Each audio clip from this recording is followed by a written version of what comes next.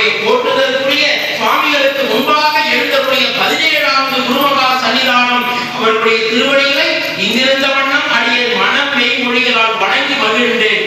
அவர்களால் ஏற்படுத்திய 2004ஆம் ஆண்டு ஏற்படுத்திய இந்த சைவ சமய பயிற்சி வகுப்பு இன்று வரை சீரோடும் சிறப்போடும் அற்புதமாக நடைபெற்று வருகிறது என்று சொன்னால் அதற்கு நம்முடைய போற்றுதலுக்குரிய 18வது குருமகா சன்னிதானத்துடைய அந்த தவ வலிமை, குருமகா சன்னிதானத்தினுடைய நமக்கே குருவே சிவகண கூறினான் நந்தி என்பதை சொல்வதை போல சிவபெருமான் நம்மளுடைய ஆளுக்கு கொஞ்சம் பொறுமையா தான் வருவார், டக்குன்னு வரமாட்டார். அவ எப்படி வருவார் என்று சொன்னால் இது போல மேடையில் இருக்கக்கூடிய குருமகா சன்னிதானம் அவர்களுடைய உருவத்தின் வாயிலாக சிவபெருமான் உங்களுக்கும் எனக்கும் காட்சி கொடுப்பார்.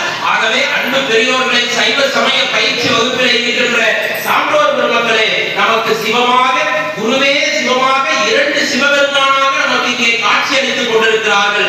இன்னும் ஒரே ஒரு செய்தியை இந்த மாமன்றத்திலே பதிவு செய்ய விரும்புகிறேன். நான் முன்பு சொன்னது போல சுந்தரர் வரலாறு பெரிய வரலாறு, எனக்கு ரொம்ப பிடிச்ச வரலாறு. ஆண்டுதோறும் நம்முடைய போற்றுதலுக்குரிய 18வது குருமகா சன்னிதானம் எனக்கு சுந்தரமூர்த்தி சுவாமிகளை சிவகுமாருக்கு ஒதுக்கி விட்டுருவார். அது எனக்கு ரொம்ப பிடிச்சமானது.